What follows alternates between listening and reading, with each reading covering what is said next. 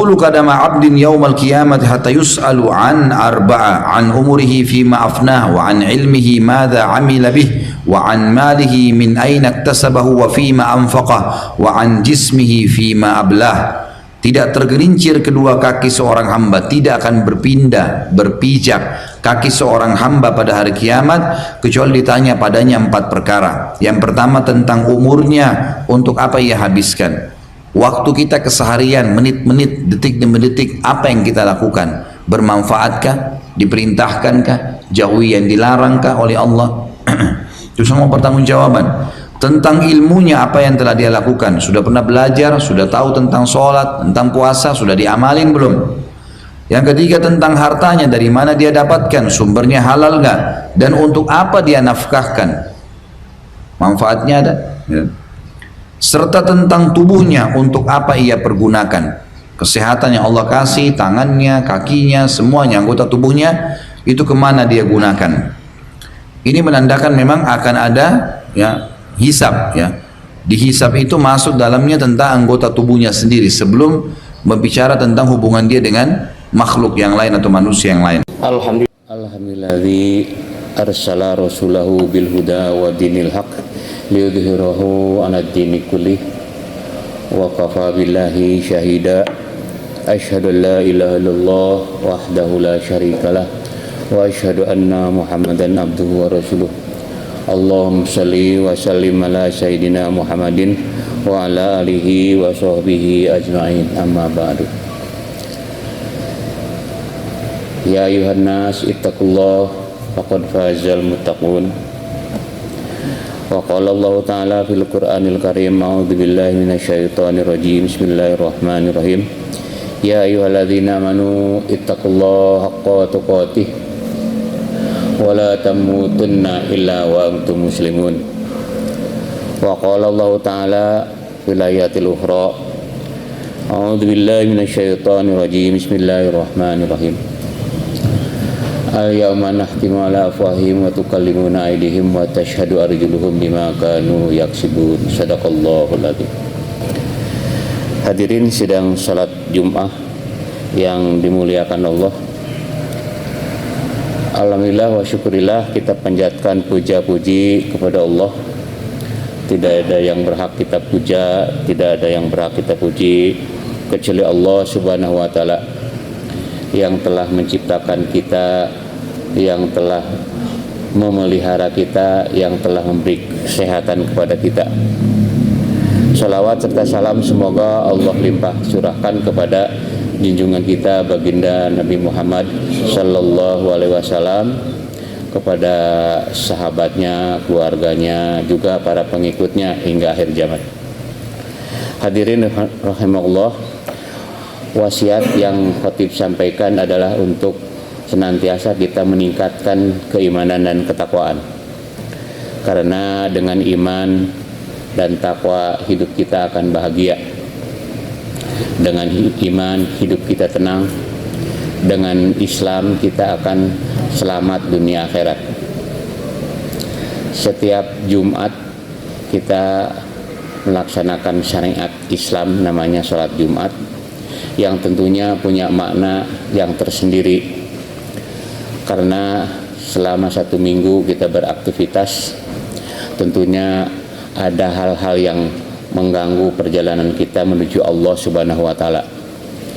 Karena hakikatnya kita ini dari Allah akan kembali ke Allah, dan untuk menuju Allah itu berbagai atau diberi berbeda-beda usia, ada yang panjang, ada yang pendek. Tentunya kita yakin bahwa kita suatu saat akan dipanggil oleh Allah Subhanahu wa ta'ala. Yang jadi pertanyaan bagi kita yang yakin akan kehidupan abadi di akhirat, tentunya selama hidup ini kita apa yang harus kita lakukan, karena untuk bekal, namanya bekal di akhirat. Sebaik-baiknya bekal adalah takwa. Nah, untuk memahami makna takwa atau bagaimana pelaksanaan takwa, tentunya inilah fungsi khotib untuk menyampaikan agar keimanan ketakwaan kita sesuai dengan apa yang Allah harapkan, sesuai dengan Rasulullah contohkan. Salah satu diantaranya adalah dalam surat Yasin yang sering kita baca. Tentunya ini merupakan petunjuk bagi kita apa yang harus kita lakukan untuk bekal di akhirat nanti. Dalam surat Yasin Allah berfirman, al-yauma nahtimu ala afwahihim wa tukallimuna aydihim wa tashhadu arjuluhum bima kanu yaksibun. Ini menggambarkan di hari kiamat, di mana kata Allah al-yauma, satu hari. Yang dimaksud al-yauma di situ adalah hari kiamat, atau lebih fokusnya adalah hari hisab. Karena kita sebelum masuk neraka atau masuk surga itu akan dihisab terlebih dahulu. Karena kita di dunia ini dicatat apa amal kita. Wa may ya'mal mithqala dzarratin khairan yarah wa may ya'mal mithqala dzarratin syarran yarah. Jadi apapun perbuatan baik itu akan dicatat. Kemudian perbuatan buruk juga akan dicatat oleh Allah Subhanahu melalui CCTV Allah. Istilahnya CCTV Allah atau Raqib Atid. Raqib mencatat kebaikan kita, Atid mencatat keburukan kita. Untuk apa dicatat? Untuk nanti ketika kita berhadapan dengan Allah atau di yaumul hisab, kita tidak bisa mengelak karena catatan sudah lengkap. Nah, tentunya hal ini perlu kehati-hatian. Artinya apa? Karena mungkin kita berprasangka bahwa ini adalah perbuatan baik, padahal menurut Allah tidak baik. Atau mungkin kita mengatakan tidak baik, padahal menurut Allah baik. Nah, itulah fungsinya ulama, fungsinya khotib, fungsinya ustadz untuk menjelaskan. Karena tidak semua orang sempat untuk mempelajari agama. Inilah fungsinya warisatul anbiya. Nah, pada kesempatan ini khotib ingin menyampaikan satu ayat Al-Quran tadi. Jadi pada suatu hari kata Allah, al-yauma nahtimu ala afwahim, ditutup mulut. Wa nahtimu al-yauma nahtimu ala afwahim wa tukallimuna, dan bicaralah aidihim, tangan, warjulahum, dan kaki dibicara. Nah, ini menandakan bahwa apa yang kita lakukan, apa yang kita perjalanan itu akan ditanya mau kemana, dari mana, dan apa yang dilakukan oleh kita itu akan ditanya oleh Allah Subhanahu Wa Taala. Dalam beberapa tafsir atau salah satu tafsir mengatakan bahwa dalam satu hadis dikatakan bahwa manusia itu akan ditanya 5 perkara. Ini yang perlu kita jadi kewaspadaan. Karena 5 hal ini akan diminta pertanggungjawaban. Untuk memudahkan, saya sekali lagi saya ulang-ulang ini, apa saja yang akan ditanya oleh Allah. Allah memberi tanda atau simbol, yaitu jari tangan. Ada ibu jari, ada telunjuk, ada jari tengah, jari manis, dan juga jari kelingking, supaya ingat. Dan ini jari ini senantiasa kita sentuh ketika kita mau sholat. Tidak sah sholat kalau tidak wudhu. Wudhu tidak sah kalau tidak mencuci ini telapak tangan. Ini menunjukkan bahwa kita harus ingat terus apa ini yang 5, supaya memudahkan saja, ya, karena ini simbol. Yang pertama yang Allah akan tanya, mungkin dari yang kecil aja dulu, kelingking. Ini menandakan bahwa kelingking adalah jari yang terpendek. Artinya yang akan ditanyakan oleh Allah adalah usia kita. Karena kita sudah MOU dengan Allah ketika usia kita baru 4 bulan di rahim. Dari sebelum rohani masuk ke dalam ruh, itu Allah nanya dulu mau berapa lama kamu hidup di dunia. Nah pada saat itu kita menjawab, hanya sayang jawaban itu tidak ingat. Tapi itu sudah ya. Jadi usia kita ini sudah dicatat hasil MOU kita dengan Allah. Mau berapa lama hidup di dunia. Nah karena kita tidak tahu, ya akhirnya ya kita harus waspada. Nggak tahu kita nih usia kita mau berapa, mintanya sama Allah dulu. Apa mungkin kalau dari hitung hari mungkin besok atau minggu depan atau kapan, kita tak tahu. Karena itu rahasia Allah. Dan itu pun kenapa dirahasiakan? Oh ternyata banyak maknanya. Banyak maknanya dirahasiakan. Coba seandainya kalau kita tahu dengan sifat manusia. Kata Allah, usia kamu 70 tahun. Yakin bahwa kalau orang itu sudah tahu usia 70 tahun, pasti dia 1 sampai 60 tahun berbuat seenaknya saja. Tunggul diparut, catang dirumpak, kira-kira begitu. Semua dihabisin. Karena kan nanti saya usia 60 baru tobat. Karena Allah Maha Penerima tobat. Nah, jadi itu rahasianya diantaranya. Atau kita tidak hati-hati. Kalau misalnya usia 70 tahun, oh berani banget ya. Berantem dengan siapapun siap saya. Karena usia saya masih lama, 70 tahun. Tapi karena tidak diberitahu, jadi waspada kita. Kan kematian itu bukan hanya karena tua. Bukan karena sakit, bukan. Banyak yang muda meninggal. Banyak yang sehat meninggal. Nah, jadi itu rahasianya. Nah, sekarang nanti di akhirat ditanya usia itu. Apa pertanyaannya? Dipakai apa saja usiamu selama berapa tahun? Tapi itu ada korting, diskon. Apa diskonnya? Dalam hadis. Jadi tidak akan ditanya anak-anak sebelum balik. Jadi kalau dari 0 sampai 7 tahun dalam fikih itu tidak ditanya. Karena itu tanggung jawab orang tua semua. Berarti kalau misalnya usia 60 dikarami 70 berarti 53. Belum lagi hadis yang mengatakan bahwa orang tidur tidak ditanya. Jadi kalau ketika tidur nggak ditanya, mimpi apapun tidak akan ditanya. Karena tidur. Nah kita ngitung-ngitung aja ya. Ngitung-ngitung aja kalau kita tidur selama 1 hari 6 jam misalnya. Misalnya 6 jam. Nah kalau 6 jam kali 60 tahun berapa? Atau sebagai gampang ngitungnya 6 jam itu adalah seperempatnya. Jadi kalau 60 seperempat adalah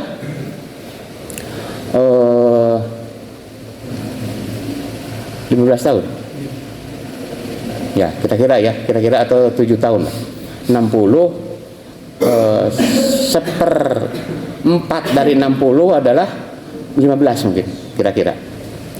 Jadi kalau 60 dikurangi 7 dikurangi 15. Jadi kira-kira 40 berapa ya?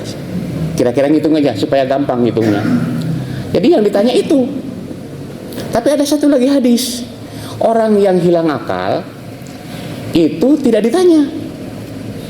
Jadi kalau kita bisa lama hidup gila 10 tahun, minus itu 10 tahun. Kalau selamanya gila ya nggak ditanya. Jadi kalau kita bebas daripada kewajiban Allah, gila aja.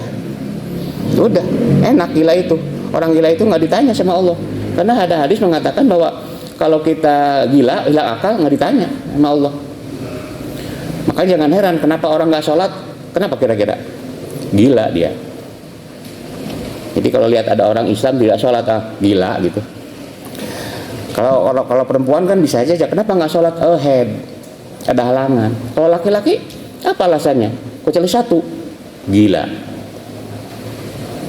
Nah katakanlah kita usia 43 tahun misalnya, maka Allah tanya, selama 40 tahun kamu tuh dipakai apa saja? Nah baru di situ masalah dengan diisi takwa atau maksiat. Nah tinggal kita nanti dialog dengan Allah, dan kita nggak bisa menolak karena ada catatan di Lauh Mahfud, kitab yang ditulis oleh malaikat Raqib Atid itu. Nggak bisa membantah. Ini buktinya. CCTV manusia aja sudah canggih sekarang, apa saja kelihatan. Tapi ada yang satu yang nggak bisa dicatat oleh CCTV, adalah isi hati. Tapi kalau CCTV Allah langsung ke niatnya. Jadi orang itu kalau dicatat oleh malaikat itu tidak hanya lahirnya saja, tapi hatinya. Misalnya dia sholat, nah ketahuan itu hatinya karena Allah atau karena komandan, karena malu, karena izin. Nah itu lapor itu. Dari setiap amal kebaikan tapi niatnya bukan karena Allah, lapor itu, hilang, dihapus, ditip X. Nah itu bayangkan oleh kita, kalau misalnya kita ditanya oleh Allah, dipakai apa saja oleh Allah Subhanahu wa Ta'ala. Jadi rugi manusia kalau menyia-nyiakan waktu. Habis waktu untuk catur rasanya. Ngantor mau nyatur ini. Mau ngantor mau pingpong ini. Ya kalau pingpong olahraga teruslah. Tapi jangan waktu kerja pingpong misalnya atau catur. Silakan pertanggungjawaban dan Allah. Jangan di hadapan Allah, di hadapan manusia juga. Kamu kerja itu digaji sama pemerintah. Tapi kok kerjanya catur misalnya. Atau yang lain. Makanya daripada catur apapun lebih baik duha di sini. Ngaji, baca buku. Insya Allah bertambah ilmu. Nah itu nanti kita pertanggungjawaban apapun yang kita lakukan. Nah itu usia itu. Ingat kelingking, ingat usia. Ini sudah berapa tahun? Masalah kematian rahasia Allah. Apa besok kita mati sudah siap nggak bekal kita? Terlambat kalau sudah rohani di kerongkongan, apa yang mau dilakukan? Mumpung kita masih diberi kesempatan Allah bisa sholat Jumat hari ini. Kata mudah-mudahan seterusnya panjang umur dan sehat. Dan itulah yang sering kita doakan dalam setiap sholat. Rabbi fili warhamni wajburni warzuqni warfa'ni wahdini wa'afini wa'afani. Sehatkanlah ya Allah, minta ke Allah. Itu tiap hari kita tuh doa itu wa'afini sehatkanlah ya Allah, sehatkan. Itu maksudnya untuk bisa beribadah kepada Allah. Tapi diberi kesehatan kalah kerjaannya mancing aja, ngobrol aja, ngawangkong aja. Sayang diberi kesehatan kok untuk yang seperti itu. Ya kalau saya refreshing sekali-kali nggak apa-apalah supaya tidak stres gitu. Tapi kalau terus-terusan tiap minggu mancing misalnya, anak terbengkalai, sholat dihilangkan, masya Allah, naudzubillah min dzalik. Kita mah tinggal nunggu masuk neraka aja tuh. Yang kedua ini jari manis. Ini supaya gampang aja kita ngitung. Jari manis itu adalah lambang harta kekayaan. Dan di sini suka pakai cincin. Ini maksudnya apa? Nanti Allah nanya. Dua pertanyaannya, dari mana kau dapatkan hartamu? Nah itu panjang ceritanya itu. Ini dari mana harta yang kita miliki? Dari dapatkan, dari mana? Ditanya sedetail-detailnya. Apa hasil korupsi, hasil nipu, hasil dan seterusnya? Nah, itu ditanya. Karena kalau ingin halal ya caranya halal, bukan hanya zatnya halal. Tapi caranya juga ayam itu halal. Ayam halal, disembelih halal. Tapi kalau ayam dapat ngerampok, haram hukumnya. Dimakan sama kita. Tanya itu dari mana? Yang kedua, kalau harta itu ditanya dipakai apa? Nah, ini juga dipakai apa saja ini? Apa dipakai untuk keluarga? Dipakai untuk biaya pendidikan atau biaya apa saja itu, untuk sedekah, untuk apa? Ditanya. Tapi kalau untuk judi online, naudzubillah min dzalik. Mudah-mudahan di kalangan TNI dan Polri tidak ada judi online. Sekarang mau diwabad habis sekarang. Hati-hati. Sebelum ketahuan kita berhentikan aja. Mudah-mudahan di Bentus Hub ini nggak ada. Insya Allah. Naudzubillah. Ya. Judi itu kan sudah haramnya luar biasa. Kemudian yang ketiga, nih apa namanya jari tengah. Ini melambangkan adalah anggota tubuh. Karena Allah laqad khalaqnahu fi ahsani. Allah menciptakan manusia dengan seindah-indah bentuk. Dibandingkan dengan hewan termasuk monyet, kita itu termasuk yang bagus. Mata ke depan 2. Coba kalau di pinggir kayak ayam, berat sekali. Hidung ke bawah, pendek lagi. Coba kalau ke atas, kehujanan. Telinga di sini pakai ini. Luar biasa indahnya. Diberi otak, pikiran semuanya itu. Itu akan ditanya oleh Allah nanti. Dipakai apa saja itu? Mata dipakai apa saja? Untuk maksiat atau untuk apa? Tiap hari ini mah lihat video porno. Naudzubillah min dzalik. Ada komputer di kantor lain untuk pakai bekerja, tapi untuk nonton film aja. udah korupsi terhadap pemerintah, komputer untuk kantor tapi untuk lihat yang sama itu misal.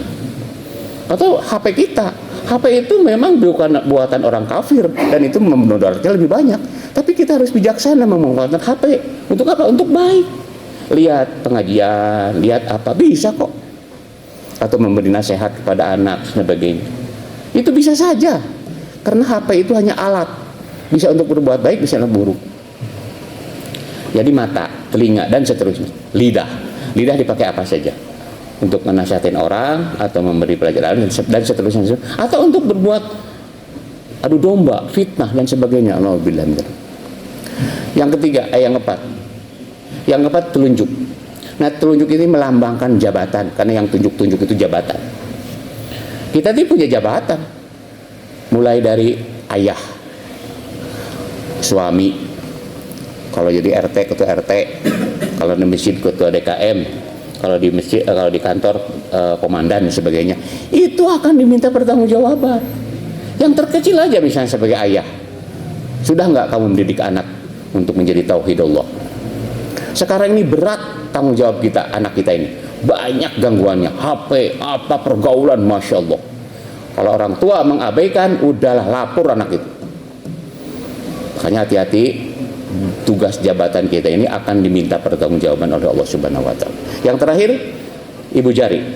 Ini paling berat. Ibu jari itu melambangkan ilmu pengetahuan. Nah, ini yang paling berat adalah ulama, ustadz, penceramah. Berat itu. Ilmunya untuk apa?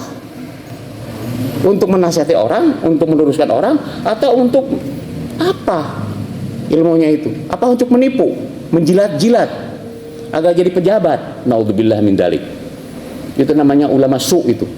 Ulama bukan untuk meluruskan tapi untuk menjilat. Naudzubillah min dzalik. Ini berat para ulama. Sebagai penceramah itu berat. Karena apa yang disampaikan harus dilaksanakan. Kalau kita misalnya menyampaikan tapi kita sendiri tidak, wah itu keburu makan. Nah itu, maka yang paling berat adalah itu ulama. Karena ilmunya dipakai apa? Tapi bukan hanya ulama saja ilmu itu. Tentara. Kamu punya ilmu tentara untuk apa? Untuk nakut-nakuti rakyat, atau untuk nodong-nodong, untuk jadi backing judi, atau apalah. Wah itu silahkan pertanggungjawaban dari Allah. Karena jabatan itu berat. Mudah-mudahan kita terhindar dari backing gitu. Karena berat ini pertanggungjawaban. Nah itu ilmu. Nah itulah hadirin rahimakumullah. Silahkan ini sebelum nanti Allah mengambil nyawa kita, saya sudah menyampaikan kewajiban saya sebagai penceramah atau mukhatib menyampaikan ini. Makanya waspada yang 5. Dan itu sangat luar biasa. Ketika wudhu lihat jari, oh ini, ingat nih. Ketika wudhu ingat lagi jari. Makanya hati-hati nih kalau udah jari gula gitu, jangankan untuk berbuat maksiat. Ada perempuan toel, dipertanggungjawabkan itu. Atau ada orang kepret gitu, anak dikepret, ya silahkan itu kan pertanggungjawabkan. Ya mudah-mudahan apa yang disampaikan ini bermanfaat bagi kita semuanya untuk bekal nanti di akhirat. Barakallahu li walakum. Alhamdulillahilladzi hadana lihada wa ma kunna linahtadiya laula an hadanallah. Asyhadu an la ilaha illallah wa asyhadu anna Muhammadar Rasulullah. Allahumma salli wa sallim ala sayyidina Muhammadin wa ala alihi wa sahbihi ajmain. Ya ayyuhalladzina amanu ittaqullaha haqqa tuqatih wa la tamutunna illa wa antum muslimun. Dalam khutbah kedua ini mari kita merenungkan usia kita sudah berapa, amal kebaikan sudah berapa, kemanfaatan kita untuk manusia lainnya berapa. Apa kita bermanfaat bagi lingkungan atau malah mendarat bagi lingkungan? Terutama keluarga, apakah kita sudah bertanggung jawab pendidikan anak, terutama istri, apakah kita mengarahkan istri untuk menjadi hamba Allah atau justru untuk jadi musuh Allah? Karena kita laki-laki tentunya punya tugas 2. Selain kita mencari nafkah, itu kewajiban pokok, yang kedua juga mengarahkan keluarga kita untuk menuju ridha Allah. Nah itu mungkin perlu direnungkan oleh kita, mumpung belum terlambat, masih ada waktu. Mudah-mudahan kita diberi panjang umur untuk memperbaiki diri. Akhirnya marilah kita sama-sama mohon ampunan kepada Allah, karena yang tidak bisa mengampuni dosa kita kecuali Allah Subhanahu wa taala, dan memohon petunjuk kepada Allah, karena yang memberi petunjuk kita hanya Allah Subhanahu wa taala. Tanpa doa kita berat menghadapi hidup ini. Makanya dalam sholat ada iftirosh, Rabbi fili warhamni, iya karena berdua itu doa-doa semuanya. Itu dalam rangka karena ketidakmampuan kita menghadapi kehidupan ini. Gak bisa kita menghadapi kehidupan ini oleh otak sendiri, oleh perasaan tidak, tapi harus dibarengi doa. Marilah kita sama-sama berdoa pada malam hari Jumat ini yang insya Allah akan dikabulkan kalau doa bersama-sama. Juga mudah-mudahan apa yang kita inginkan, harapan kepada Allah, mudah-mudahan Allah mengabulkan kita. Innallaha wa malaikatahu yusholluna 'alan nabi ya ayyuhalladzina amanu shallu 'alaihi wa sallimu taslima. Allahumma shalli ala sayidina Muhammad. Allahumma shalli ala Sayyidina Muhammad. Allahumma shalli ala Sayyidina Muhammadin wa ala alihi wa sahbihi ajmain. Amin ya rabbal alamin. Allahumma ighfir lana dzunubana wa kaffir anna sayyi'atina wa tawaffana ma'al abrar. Allahumma ighfir lil mu'minina wal mu'minat wal muslimina wal muslimat al ahya'i minhum wal amwat bi rahmatika ya arhamar rahimin. Allahumma ihdinas siratal mustaqim. Allahumma ihdinas siratal mustaqim. Allahumma ihdinas siratal mustaqim. Siratal ladzina an'amta 'alaihim ghairil maghdubi 'alaihim waladdallin. Allahumma rabbana la tuzigh qulubana ba'da idh hadaitana wa hab lana min ladunka rahmah innaka antal wahhab. Rabbana hab lana min azwajina wa dhurriyyatina qurrata a'yun waj'alna lil muttaqina imama. Rabbana atina fid dunya hasanah wa fil akhirati hasanah wa qina adzabannar. Ibadallah, innallaha